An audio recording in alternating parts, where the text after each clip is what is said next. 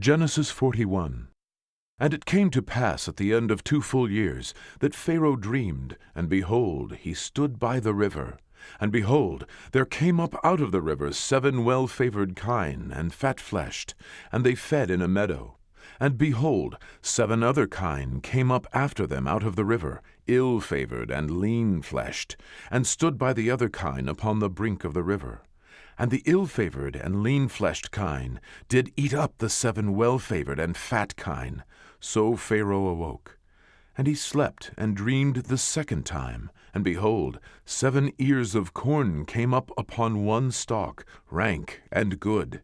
And behold, 7 thin ears, and blasted with the east wind, sprung up after them. And the 7 thin ears devoured the 7 rank and full ears. And Pharaoh awoke, and behold, it was a dream.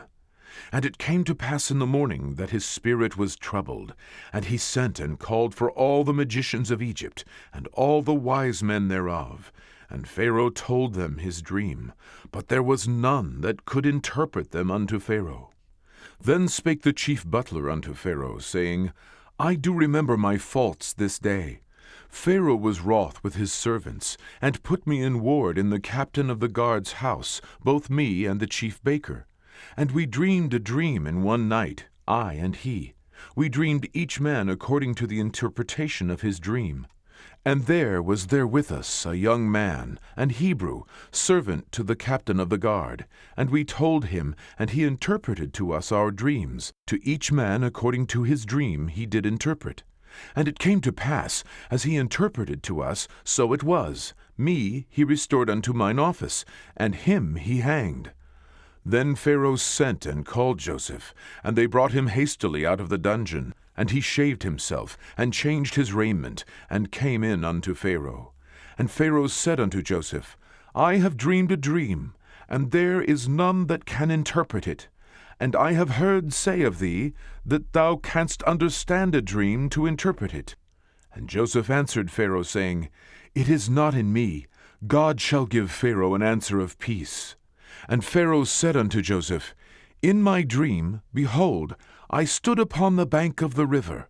And behold, there came up out of the river 7 kine, fat-fleshed and well-favored, and they fed in a meadow. And behold, 7 other kine came up after them, poor and very ill-favored, and lean-fleshed, such as I never saw in all the land of Egypt for badness. And the lean and the ill-favored kine did eat up the first 7 fat kine. And when they had eaten them up, it could not be known that they had eaten them, but they were still ill-favored, as at the beginning. So I awoke. And I saw in my dream, and behold, 7 ears came up in one stalk, full and good. And behold, 7 ears, withered, thin, and blasted with the east wind, sprung up after them. And the thin ears devoured the 7 good ears. And I told this unto the magicians, but there was none that could declare it to me. And Joseph said unto Pharaoh, The dream of Pharaoh is one. God hath showed Pharaoh what he is about to do. The 7 good kine are 7 years, and the 7 good ears are 7 years. The dream is one. And the 7 thin and ill-favored kine that came up after them are 7 years. And the 7 empty ears, blasted with the east wind, shall be 7 years of famine. This is the thing which I have spoken unto Pharaoh. What God is about to do he showeth unto Pharaoh. Behold, there come 7 years of great plenty throughout all the land of Egypt. And there shall arise after them 7 years of famine, and all the plenty shall be forgotten in the land of Egypt, and the famine shall consume the land. And the plenty shall not be known in the land by reason of that famine following, for it shall be very grievous. And for that the dream was doubled unto Pharaoh twice. It is because the thing is established by God, and God will shortly bring it to pass. Now therefore let Pharaoh look out a man discreet and wise, and set him over the land of Egypt. Let Pharaoh do this, and let him appoint officers over the land, and take up the 5th part of the land of Egypt in the 7 plenteous years. And let them gather all the food of those good years that come, and lay up corn under the hand of Pharaoh, and let them keep food in the cities. And that food shall be for store to the land against the 7 years of famine, which shall be in the land of Egypt, that the land perish not through the famine. And the thing was good in the eyes of Pharaoh, and in the eyes of all his servants. And Pharaoh said unto his servants, Can we find such a one as this is, a man in whom the Spirit of God is? And Pharaoh said unto Joseph, Forasmuch as God hath showed thee all this, there is none so discreet and wise as thou art.